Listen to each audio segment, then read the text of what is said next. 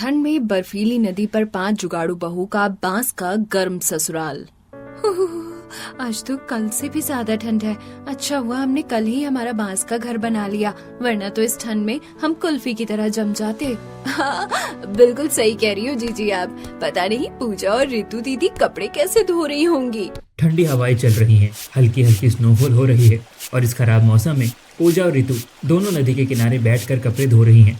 वहीं अनन्या और नेहा अपने बांस के घर में बैठकर बांस से सजावट का सामान बना रही हैं। अनन्या की सास शांति बिस्तर पर सो रही है और ससुर मोहन चाय की चुस्की ले रहे हैं। ठंड में गर्मा गर्म चाय पीने का मजा ही कुछ और है। आहा, नेहा बेटा, पूजा और रितु का काम अगर हो गया हो तो उन्हें भी चाय पीने के लिए बुला लो। नेहा पूजा और रितु को चाय पीने के लिए मिलने जाती है। तब हे राम, इतनी ठंड में इस बर्फीले ठंडे पानी से कपड़े धोने में तो मुझे मौत आ रही है। अभी तो आधे से ज्यादा कपड़े धोने बाकी हैं। मेरे हाथ तो अभी से लाल हो गए। मेरा भी वही हाल है। वो भी क्या दिन थे जब हम ऐशो आराम की जिंदगी जीते थे। उस वक्त तो हम कभी नॉर्मल पानी से भी कपड़े नहीं धोते थे। हम कपड़े वॉशिंग मशीन में धोते या लॉन्ड्री में देते। वो भी क्या जिंदगी थी। उस वक्त की बात मत करो रितु। अभी तो कपड़े इस ठंडे पानी से धो कर मेरे नेल्स खराब हो गए हैं और मैनिक्योर पेडिक्योर के भी पैसे नहीं हैं। आपको अपने नेल्स की पड़ी है। अगर हमने जल्दी नहीं किया तो नदी के साथ हम भी जम जाएंगे। पूजा यहाँ किसी ऐशो आराम वाली जिंदगी की बात कर रही है। क्या हुआ इन 5 जुगाड़े बहुओं के साथ जो ये बांस के घर में रहने लगी? क्या ये लोग एडवेंचर करने आए हैं या इनके साथ कुछ बुरा हुआ है? ये जानने के लिए चलते हैं फ्लैशबैक में। अनन्या दीदी, मनाली आने का आपका प्लान बहुत ही अच्छा था। मनाली के इतने सुंदर नज़ारे देखने के बाद अब इस बर्फीली वादियों में बर्फ से खेलने में बड़ा मजा आ रहा है। कितना सुंदर नजारा है। मनाली आकर पूजा बहुत खुश है और वो बर्फ में बच्चों की तरह खेल रही है। ये हंसी वादियाँ, ये खुला आसमां, आ गए हम कहाँ है मेरे साजना। अनन्या ने पीच पिंक कलर की साड़ी, ओवरकोट और बड़े बूट्स पहने हैं जिसमें वो बहुत ही खूबसूरत लग रही है। पूजा दीदी, अनन्या दीदी, आप लोग तो यहाँ आकर मुझे ही भूल गए हैं। मेरे साथ भी तो एंजॉय कीजिए। देखिए वहाँ मनाली के ट्रेडिशनल कपड़े मिल रहे हैं। हम उसे पहनकर फोटो खींच सकते हैं और वीडियो बना सकते हैं। क्या सच में? तो चलो चलकर वो कपड़े ट्राई करते हैं। हाँ हाँ चलिए दीदी, मैं तो कब से ये कपड़े पहनकर खरगोश के साथ वीडियो बनाकर अपने इंस्टा पर डालना चाहती थी। कविता, अनन्या और पूजा तीनों ट्रेडिशनल कपड़े रेंट पर देने वाले आदमी के पास जाती हैं। भैया, ये ट्रेडिशनल कपड़े कितने के हैं? बहन जी, ये कपड़े बेचने के लिए नहीं है। आप इसे 1 घंटे के लिए पहनकर यहीं आसपास घूम सकती हैं, वो भी सिर्फ 100 रुपए में। अच्छा ठीक है भैया, हम लोगों को ये कपड़े पहनने हैं। ठीक है बहन जी, आप यहाँ जाइए, मेरी पत्नी आपको ये कपड़े पहना देगी और साथ में इसकी ज्वेलरी भी दे देगी। कपड़े बेचने वाले की पत्नी पूजा को मनाली के ट्रेडिशनल कपड़े गहने पहनाती है। आप लोग कपड़े पहनिए, मैं माँ, पिताजी, हमारे पति और देवर को भी ये कपड़े पहनने के लिए बुला लेती हूँ। ठीक है कविता, तुम जाकर उन्हें बुलाकर ले आओ, हम सब साथ में फोटो खींचेंगे। कविता अपने सास ससुर, पति, जेठ और देवर को बुलाने के लिए चली जाती है जो इस वक्त बच्चों की तरह स्नोमैन बना रहे थे और स्नोबॉल फाइट कर रहे थे। जेठ जी, देवर जी और आप, मटर गश्ती बहुत हो गई। अब चलिए ना, हम लोगों के साथ मनाली के ट्रेडिशनल कपड़े पहनकर वीडियो बनवाइए। माँ जी, पिताजी, आप लोग भी चलिए। कविता अपने परिवार वालों को अपने साथ ट्रेडिशनल कपड़े बेचने वाले की दुकान पर ले आती है जहाँ पूजा और अनन्या ने पहले ही वो कपड़े पहन लिए थे। वाह, आप लोग इन कपड़ों में कितनी सुंदर लग रही हैं। ये कपड़े सिर्फ सुंदर हैं, लेकिन इसमें बड़ी ठंड लग रही है। आप लोग भी जल्दी से कपड़े पहन लीजिए, फिर हम लोग वीडियो बनाएंगे। एक एक करके पूजा के परिवार के सारे लोग मनाली का ट्रेडिशनल कपड़ा पहन लेते हैं और फिर पूजा, कविता और अनन्या के पास आ जाते हैं जो इस वक्त वीडियो बनाने में बिजी थी। बुमरो बुमरो श्याम रंग बुमरो, आए हो किस बगिया में, हो तुम। तीनों बहू इस गाने पर डांस करते हुए ट्रेडिशनल कपड़े में अपनी वीडियो बनाती हैं, अपने पति और पूरे परिवार के साथ फोटो खिंचवाती हैं। मुझे तो अब यहाँ ठंड लग रही है और भूख भी लग रही है। चलो किसी रेस्टोरेंट में चलकर खाते हैं। हाँ चलो, अब फोटोज बहुत हो गए, अब पेट पूजा भी कर लेते हैं। मुझे तो बहुत भूख लगी है। सुरेश अपने परिवार वालों के साथ एक रेस्टोरेंट में आता है जहाँ वो लोग कई अलग अलग तरह का खाना ऑर्डर करते हैं। मुझे तो हिल स्टेशन का खाना काफी अच्छा लगता है। आज हमारी ट्रिप खत्म हो रही है, मुझे तो घर जाने का मन ही नहीं कर रहा। इतनी सुंदर जगह से तो किसी का भी घर जाने का मन नहीं कर रहा है, लेकिन अब यहाँ सर्दी बढ़ने वाली है और हमारा टूर भी खत्म हो गया है। शांति और उसका पूरा परिवार मनाली के टूर पर 12 से 15 दिनों के लिए आए थे। अब उनका टूर पूरा हो गया था तो वो अपना सामान पैक करते हैं, फिर अपने घर के लिए निकलते हैं। मैं तो घूमते घूमते थक गया हूँ, घर जाकर आराम करूंगा। इतने दिन से ट्रैवलिंग करने की वजह से मोहन के परिवार वाले काफी थक जाते हैं। रात हो गई थी, ड्राइवर अभी भी गाड़ी चला रहा था। जैसे ही वो घर पहुंचते हैं सभी अपने अपने कमरे में जाकर पड़ जाते हैं, जहां नौकर सबके लिए खाना उनके बेड पर ही ले जाता है। अगले दिन पूजा, कविता, तुम लोग कहाँ हो? दीदी, हम लोग किचन में हैं, कॉफी बना रहे हैं। आपको कॉफी पीजिएगा? हाँ बनाओ ना, वैसे भी आज बहुत ठंड लग रही है। साथ बैठकर कॉफी पीने में मजा आएगा। पूजा किचन से कॉफी लेकर आती है तो वहीं कविता कॉफी के साथ खाने के लिए कुछ स्नैक्स लेकर आती है और तीनों बहुएं साथ मिलकर डाइनिंग टेबल पर बैठकर कॉफी पीते हैं। मनाली घूमने में तो बड़ा मजा आया, लेकिन घूमने के चक्कर में हमारी स्किन की, हेयर की और सबसे ज्यादा तो हमारे नेल्स की बैंड बच गई है। सच में यार, बर्फ से खेलने के चक्कर में तो मैंने अपने नेल्स खराब कर दिए। तो आप लोग परेशान क्यों होती हैं दीदी? आज हम लोग स्पा चलते हैं, बॉडी मसाज के साथ oiling, skin care, facial, manicure, pedicure सब करवा लेंगे। हाँ ये सही रहेगा, चलो ब्रेकफास्ट के बाद स्पा चलते हैं। नौकरों के ब्रेकफास्ट बना देने के बाद तीनों बहुएं अपने परिवार के साथ ब्रेकफास्ट करती हैं और फिर स्पा चली जाती हैं। गाड़ी से उतरते हुए मुझे सर्दी लग रही है। मैं तो सबसे पहले हॉट बाथ लूंगी, फिर मसाज, फिर बाकी कुछ और। मुझे तो अपने नेल्स देखकर रोना आ रहा है। मैं तो सबसे पहले मैनिक्योर और पेडिक्योर करवाऊंगी। फिर मैं तो सबसे पहले स्किन केयर, फेशियल और हेयर ट्रीटमेंट लूंगी। मुझे मेरी स्किन और बाल बहुत ड्राई लग रहे हैं। स्पा में कविता फेशियल करवा रही है, पूजा हॉट बाथ ले रही है और अनन्या पार्लर वाली से मसाज ले रही है। इतनी बड़ी जर्नी के बाद मसाज लेने में काफी रिलैक्सिंग लग रहा है। मुझे तो हॉट ऑयल मसाज लेने में बड़ा सूदिंग फील हो रहा है। अच्छा हुआ हम लोग स्पा आ गए। अनन्या, कविता और पूजा स्पा में मैनिक्योर, पेडिक्योर, फेशियल कराने और मसाज लेने के बाद घर वापस आ जाती हैं। माँ जी, आपको भी हमारे साथ स्पा चलना चाहिए था। स्पा जाकर हमारी सारी थकान दूर हो गई। अनन्या, एक काम करना, स्पा के लोगों को घर पर ही बुला लेना। मैं घर पर ही उनसे ट्रीटमेंट करवा लूंगी। ये तो और भी अच्छा है। और मेरी बहुओं, तुम्हें याद भी है या नहीं, 3 हफ्ते बाद ही तुम्हारे दोनों देवर की शादी होने वाली है। शादी की तैयारी, शॉपिंग, अभी तो सब कुछ बाकी है। ये सब कैसे होगा? माँ जी, आप चिंता क्यों करती हैं? आपकी जुगाड़ू बहू है ना, हम लोग सारी चीजों का अरेंजमेंट बहुत जल्दी कर देंगे। विक्रम और रोहित की शादी एक साथ एक ही परिवार के 2 बहनों से होने वाली थी। रितु और नेहा दोनों मिडिल क्लास फैमिली से थी। अनन्या, पूजा, कविता अपने सास ससुर के साथ गाड़ी में शादी की शॉपिंग के लिए जाती हैं। हमारे प्यारे देवर की शादी में हम लोगों को तो सबसे सुंदर लगना चाहिए, और नहीं तो क्या। मैं तो अपने लिए अच्छा खासा भारी भरकम लहंगा लेने वाली हूँ। मैं तो इंडो वेस्टर्न स्टाइल में तैयार होने वाली हूँ। आजकल इंस्टाग्राम पर ये काफी चल रहा है। इस तरह तीनों आपस में बात कर रही थी कि इतनी देर में गाड़ी एक बड़े से मॉल के सामने रुकती है। गाड़ी से उतरकर बाहर कितनी ज्यादा ठंड है। हाँ माँ जी, बाहर तो काफी ज्यादा ठंड है, लेकिन हमारे घर में इतने सारे हीटर हैं कि हमें ठंड का एहसास ही नहीं होता है। शांति अपने तीनों बहुओं के साथ मॉल के अंदर जाती है और सबसे बड़ी साड़ी और लहंगे के फैशन हाउस में जाकर कपड़े देखती है। कपड़े देखते हुए, यहाँ तो काफी अच्छे डिजाइन के लहंगे हैं, लेकिन मुझे तो जड़ी का काम किया हुआ भारी साड़ी चाहिए। तीनों बहुएं मिलकर काफी सारे कपड़े देखती हैं और काफी टाइम लगाने के बाद वो अपने लिए, अपने सास ससुर के लिए कपड़े खरीदती हैं। कपड़े की शॉपिंग तो हो गई, चलो गहनों की भी शॉपिंग कर लेते हैं। कविता अपने परिवार वालों के साथ ज्वेलरी शॉप पर जाती है और वहां से सुंदर सुंदर ज्वेलरी खरीदती है। काफी सारा सामान खरीदने के बाद पूरा परिवार घर वापस आ जाता है। शादी को अब कुछ ही दिन बचे थे तो घर में काफी चहल पहल थी। आए दिन घर में मेहमान आ रहे थे। माँ जी, हमने कहा था ना, हम अपनी देवर की शादी बहुत ही अच्छे से करेंगे। तो देखिए हमने कितनी अच्छी तैयारी की है। तीनों बहुएं मिलकर वेडिंग प्लानर के साथ पूरे घर को अच्छे से फूलों से लाइट से सजाती है। मेरी तीनों जुगाड़ू बहू ने मिलकर इस घर को महल की तरह सजा दिया है। तुम लोगों के होते हुए मुझे किसी भी चीज की कोई चिंता नहीं है। रोहित और विक्रम के घर पर शादी की तैयारी हो चुकी थी, लेकिन रितु और नेहा के घर पर नेहा, मैंने जुगाड़ लगाकर रेंट पर लहंगा ले लिया है। वैसे भी एक बार शादी का जोड़ा पहनने के बाद वो किसी काम का नहीं रहता। ऐसे में उसके ऊपर 10-15 हजार रुपए खर्च करना बेकार है। हाँ दीदी, मैंने भी अपना जुगाड़ लगाया है। मैंने पापा को कहकर सारी प्लास्टिक की कुर्सी में कवर लगवा दिया है, जिससे वो देखने में काफी अच्छे लग रहे हैं।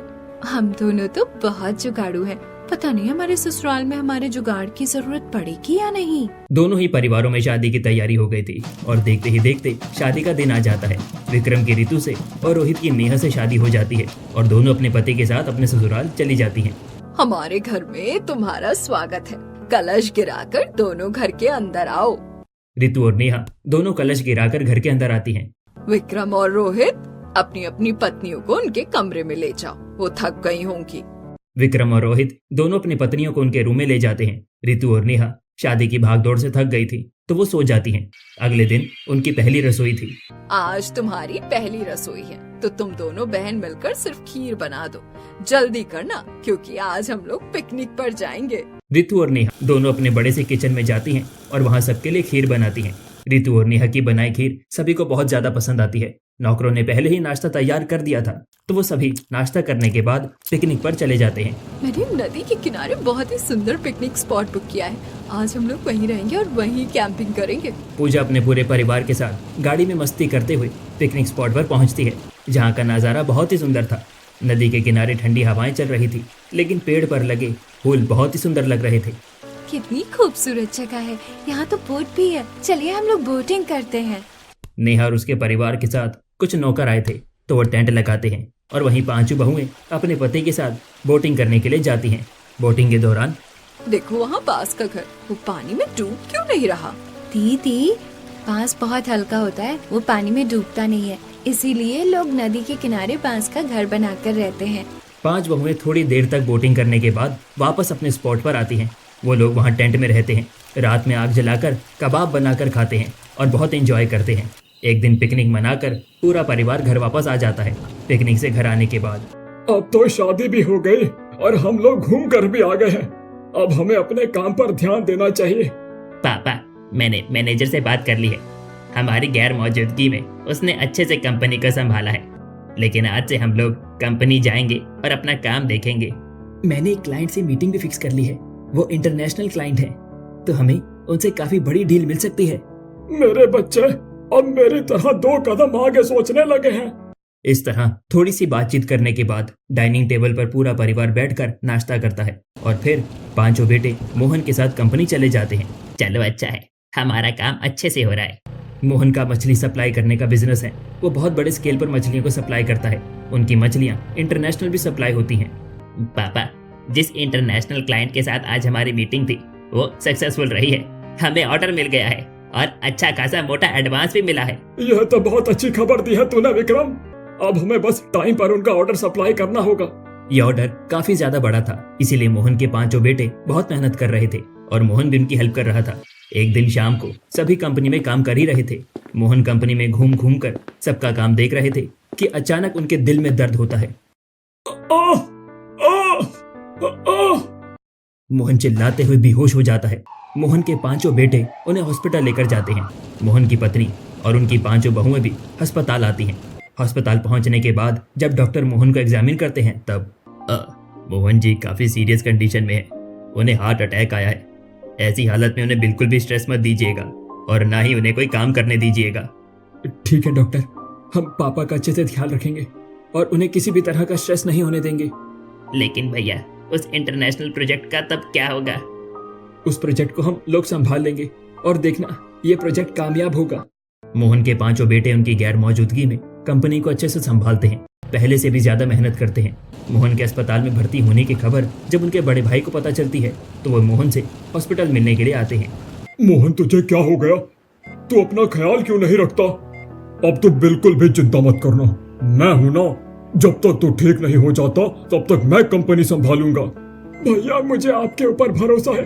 अगर आप कंपनी संभालेंगे तो मुझे मेरे बेटों की ज्यादा चिंता नहीं रहेगी। लखन मोहन की कामयाबी से जलता था। वो मोहन की कंपनी में जाकर अच्छे से काम संभालता था और इंटरनेशनल प्रोजेक्ट को पूरा करने में मदद करता है और मछलियों को शिप में सप्लाई कर देता है।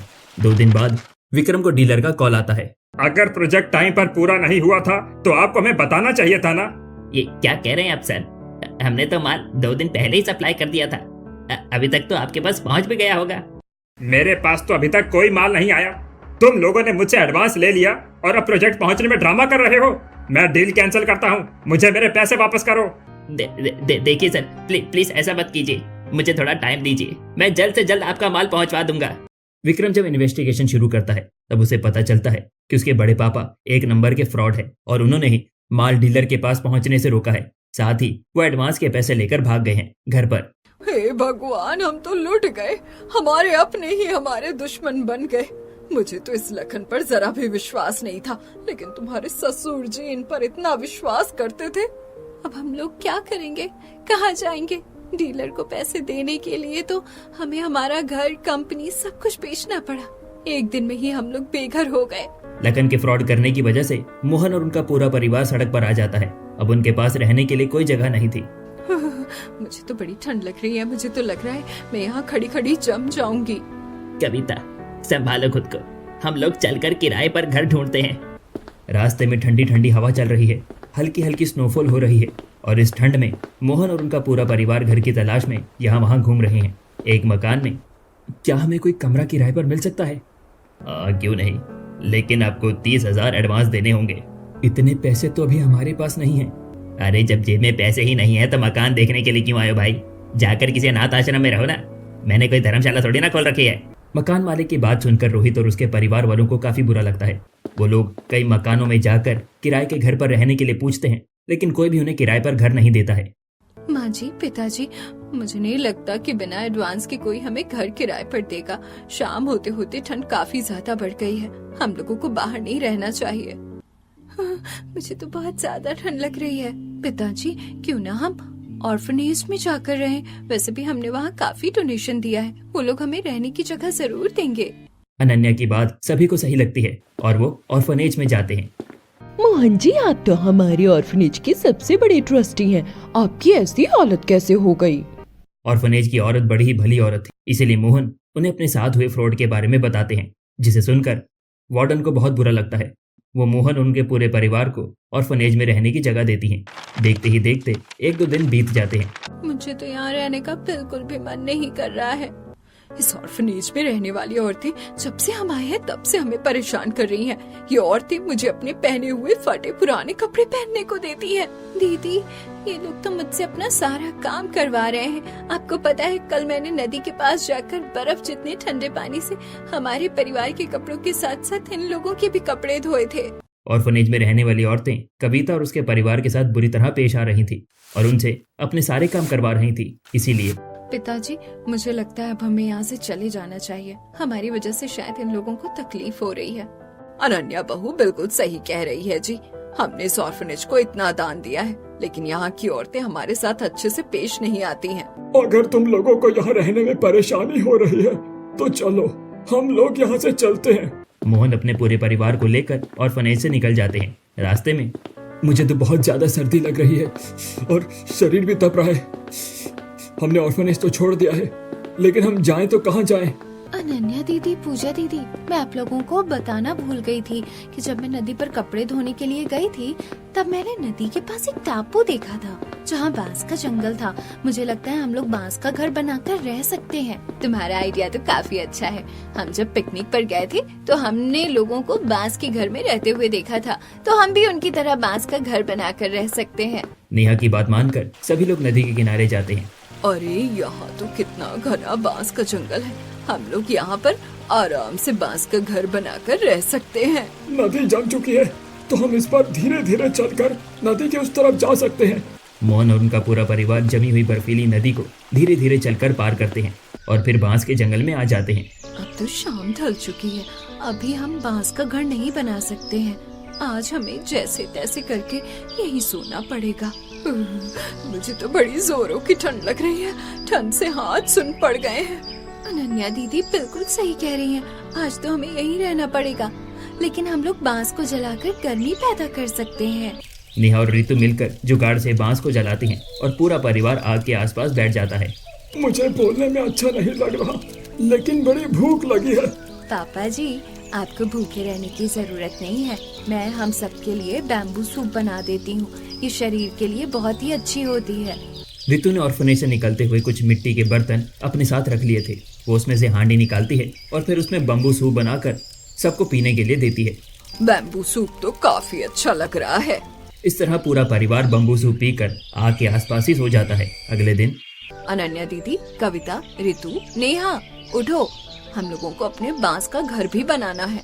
पूजा की आवाज सुनकर चारों बहुएं उठती हैं और बांस का घर बनाने में लग जाती हैं। पांचों बहुएं मिलकर सबसे पहले घर बनाने के लिए गड्ढा खोदती हैं। गड्ढा खोदते हुए तो मेरे नेल्स खराब हो रहे हैं। बर्फीली तूफान में जमकर मरना नहीं है तो हमें बहुत मेहनत करनी पड़ेगी। जल्दी से बांस का घर बनाना पड़ेगा। आप सही कह रही हो दीदी। पांचों बहुएं बांस का घर बनाने में लगी थी तो वहीं उनके पति बांस से नाव बनाकर काम ढूंढने के लिए चले जाते हैं। मोहन की तबीयत ठीक नहीं हुई थी, इसीलिए वो आराम करते हैं और शांति उनका ख्याल रखती है। इतनी देर में गड्ढा खोदने के बाद आखिर हमारा एक काम हो गया। अब हमें बांस काटना होगा। धीरे धीरे मौसम ठंडा हो रहा है, तो जितनी जल्दी हो सके हम लोगों को अपना काम कर लेना चाहिए। ठंडी ठंडी हवाएं चल रही थी। गड्ढा खोदने के बाद पांचों जुगाड़ू बहुएं कांपते हुए पत्थर से कुल्हाड़ी बनाकर उससे बांस काटती हैं। बांस काटने के बाद पांचों जुगाड़ू बहुएं मिलकर बांस को रस्सी से अच्छे से बांधती हैं ताकि घर की दीवार बन सके। अच्छा हुआ आज हमने शाम होने तक कम से कम अपने घर की दीवार तैयार कर दी। हम पांचों भाई तो काम ढूंढने के लिए गए थे, लेकिन हमें काम नहीं मिला। लेकिन नदी में मछलियाँ थी तो हम मछली पकड़ कर ले आए हैं। ये आपने बहुत ही अच्छा किया। कम से कम हमें भूखे नहीं रहना पड़ेगा। अनन्या और रितु मिलकर मछली को आग में पकाती हैं। नेहा और कविता सबको मछली खाने के लिए देती हैं। ठंड बहुत ज्यादा थी, इसीलिए परिवार वालों को गर्मा गर्म मछली खाने में मजा आता है। पूरा परिवार खाना खाकर आग के पास ही सो जाता है। अगले दिन मैं माँ जी के साथ मिलकर घर की नींव तैयार करती हूँ। तब तक आप लोग दीवार, खिड़कियाँ और दरवाजे बनाइए। पूजा और शांति बांस के घर की नींव बना रही थी तो वहीं नेहा और रितु बांस की दीवार बना रही थी, जबकि अनन्या और कविता घर की छत बनाने के लिए बांस की छाल जुगाड़ कर रही थी। अब हमारा सारा काम हो गया है, बस हमें दीवारों को जोड़कर घर बनाना है। पांचों जुगाड़ू बहुएं एक साथ काम करके सारे दीवारों को नींव से रस्सी बांध कर जोड़ती है। फिर उसमें बांस की छाल से छत बनाती है और फिर उसमें खिड़कियां और दरवाजे लगाती है। हमारा बांस का घर तो कितना सुंदर बन गया है और यहाँ तो बिल्कुल भी ठंड नहीं लग रही, जबकि बाहर तो कितनी ठंडी हवा चल रही है। इसीलिए तो माँ जी हमने बांस का घर बनाया है। ये अंदर से बहुत गर्म रहता है तो हमें ठंड नहीं लगेगी। हमारा घर काफी खाली खाली लग रहा है। मुझे लगता है हमें घर में रखने के लिए अलमारी, चेयर, बेड सब कुछ बनाना चाहिए। पांचों जुगाड़ू बहुएं फिर ठंड में कांपते हुए अपने पत्थर की कुल्हाड़ी से बांस काटती हैं और फिर बांस को रस्सी से बांधकर उसके चार पाए बनाकर पहले बेड बनाती है। फिर उसी तरह चेयर, अलमारी सब कुछ बनाती है। हमारे बांस का घर तो बन गया, लेकिन हमने अपना किचन नहीं बनाया। तो चलो किचन बनाते हैं। पांचों जुगाड़ू बहुओं ने पहले ही काफी सारे बांस काट लिए थे तो पूजा और कविता मिलकर उसे रस्सी से बांधकर अपनी रसोई की दीवार बनाती हैं, जबकि नेहा और अनन्या रसोई की नींव बनाती है और रितु बांस के छाल को रस्सी से बांधती है। हमारी रसोई की दीवार, नींव और छत तो बन गई, बस इसे जोड़ना है। फिर पांचों जुगाड़ू बहुएं मिलकर रसोई बनाती हैं और फिर अपनी बांस की रसोई में चाय बनाकर अपने ससुर को पीने के लिए देती हैं। शांति बिस्तर पर आराम कर रही थी। अनन्या और नेहा मिलकर बांस से सजावट का सामान बनाती हैं तो वहीं पूजा और रितु नदी के किनारे ठंडे पानी से कपड़े धोने के लिए चली जाती हैं। पूजा दीदी, हमारे सारे कपड़े धुल गए, अब चलकर चाय पीते हैं। रितु देखो, नदी में कोई डूब रहा है। रितु और पूजा नदी में छलांग लगा लेती हैं और दो लड़कियों को डूबने से बचाती हैं। जब दोनों लड़कियों को होश आता है तब हम लोग कहाँ हैं? आप लोग हमारे घर पर हैं। आपको डरने की जरूरत नहीं, आप बिल्कुल सेफ हैं। मुझे लगा आज तो हम लोग मर ही जाएंगे। हमारी जान बचाने के लिए आपका शुक्रिया। लेकिन आप लोग नदी में गिरी कैसे? मेरा नाम रानी है, मैं ट्रैवल ब्लॉगर हूँ। मैं यहाँ पर एडवेंचर के लिए आई थी। हम दोनों राफ्टिंग कर रहे थे, लेकिन हमारी राफ्ट पत्थर से टकराकर उलट गई। हम लोग खुद को संभाल नहीं पाए और बहते हुए यहाँ चले आए। कोई बात नहीं, अब आप लोग ठीक हैं? लीजिए चाय पीजिए। कविता रानी और बिंदु को बांस के बने गिलास में चाय पीने के लिए देती है, जिसे देखकर रानी को बड़ी हैरानी होती है। वाओ, आपका बांस का घर तो कितना सुंदर है। क्या इसे आप लोगों ने बनाया है? क्या मैं आपके बांस के घर की वीडियो बना सकती हूँ? हाँ, इसे हम 5 जुगाड़ू बहुओं ने मिलकर बनाया है और आप हमारी वीडियो बना सकती हैं। रानी 5 जुगाड़ू बहुओं के बांस के घर की वीडियो बनाती है। ये हमारी बांस की अलमारी है, ये हमारा बांस का बना किचन है। रानी बांस के घर की वीडियो बनाकर अपने सोशल मीडिया अकाउंट में डालती है लोगों को बांस का घर काफी पसंद आता है। रानी की वजह से हम लोग इतने फेमस हो जाते हैं कि अब लोग हमें अपने लिए बांस का घर बनाने का ऑर्डर दे रहे हैं। जहाँ पहले जुगाड़ू बहू के पास पैसे कमाने का कोई रास्ता नहीं था, वहीं अब वो दूसरों के लिए बांस का घर बनाकर पैसे कमाने लगती हैं। धीरे धीरे उन्हें ज्यादा ऑर्डर मिलने लगते हैं। इसे ही कहते हैं भगवान के घर में अंधेर नहीं। एक तरफ हम पांचों जुगाड़ू बहू अपना जुगाड़ करके बांस का घर बनाकर पैसे कमा रही हैं, तो वहीं हम पांचों के पतियों ने मछली बेचकर फिर से अपना बिजनेस खड़ा कर लिया है। 5 जुगाड़ू बहुओं के पतियों का बिजनेस जब अच्छे से चलने लगता है तो वो अपने पुराने घर को फिर से खरीद लेते हैं और फिर से ऐशोआराम की जिंदगी जीने लगते हैं। लेकिन 5 जुगाड़ू बहुएं अभी भी गरीब लोगों के लिए बहुत ही कम पैसों में बांस का घर बनाकर देती हैं।